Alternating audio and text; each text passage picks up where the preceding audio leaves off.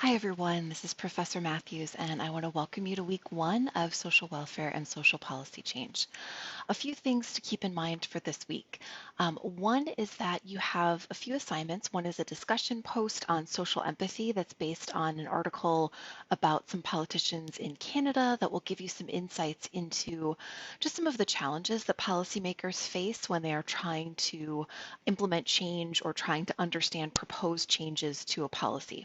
So that'll be one discussion post that you have this week. Make sure that you get both your original post in by, I believe it's Thursday of this week, and then make sure that by the end of the module, which is Sunday, that you've responded to at least two of your peers' posts.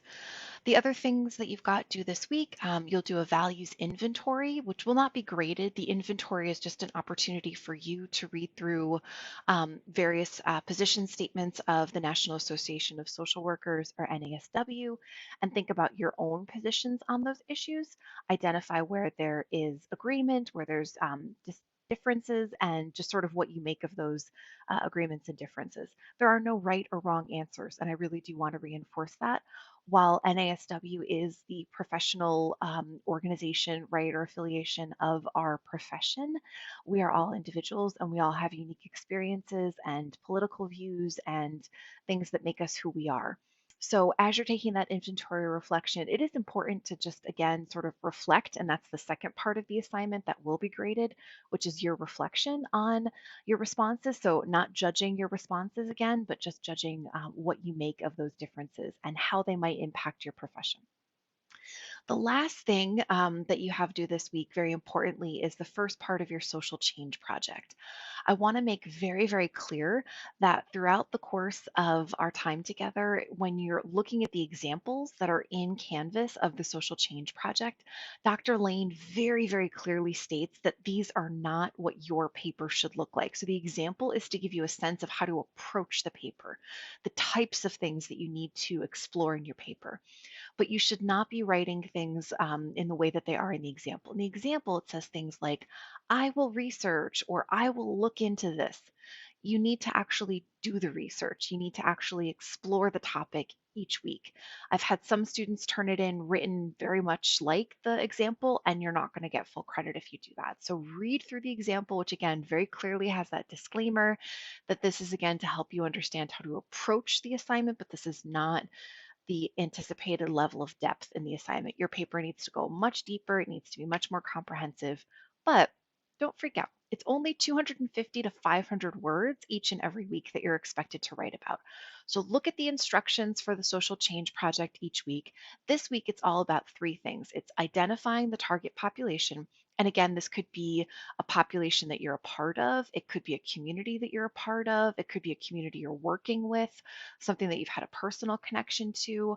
I've heard you can imagine the wide spectrum of different populations that have been covered. It's been anything from older adults with Alzheimer's and dementia, to veterans, to youth experiencing homelessness, to the LGBTQ community. Like there's any number of things that you can explore. So think about what you'll find meaningful and what you will be, again, able to devote time and attention and research to each and every week. So week one, module one, social change part one, do number one, which is to identify the population. So describe them. Don't just say, I'm going to be exploring youth experiencing homelessness. Describe how many youth are experiencing homelessness. What are some key demographics or traits about that population? Give me a sense of what it means when you say that population. Don't assume that I know what you mean. Describe them and describe them in some depth. The second facet of your assignment this week is to describe some of the ways that that group is marginalized. So, what are challenges that they face in society? Again, don't think at that micro level, think at the more macro level, which is what you'll be challenged to do throughout this course. And then, thirdly, in your social change project this week, you need to focus on the protective factors. So, any group, even if they're marginalized, often has protective factors or things that are strengths, things that help them still thrive in this society. So, take some time and thought again. 250 to 500 words. So it does not need to be super long, but it does need to cover all the prompts. It does need to be in APA formatting, which means you need a cover page, you need a reference page. And if you have a reference page, right, that means that you are doing the research this week and including citations and putting those citations in APA formatting. I have a great link in my welcome to the course that is to the online writing lab or OWL for Purdue University. And that is such a straightforward and easy to search and use resource if you're not familiar with APA. You don't have to be an expert on APA. You can literally at this website, like type in the type of citation or type in the source, and it'll give you insights into how you need to cite it in APA formatting. All right. I do not have office hours, but I am available if you would like to schedule some one-on-one time. I have, as I'm sure many of you do as well, a regular 9 to 5. So I often have meetings all day, but I'm happy to and do check email at least once a day. I aim for twice a day. If you email me, the fastest way to message me is in Canvas. There's just that inbox functionality. It's super fast. I get it on my phone, easy to respond to. But you can also email me at my Yeshiva address, which is just my name, natalie.matthews at yu.edu. But again, Canvas inbox is going to be the simplest, quickest way to reach me. And if you do want some one-on-one time for a meeting to talk through anything, just reach out to me and I will schedule that with you based on whatever works for my schedule and for yours. I wish you all nothing but the best in this first week.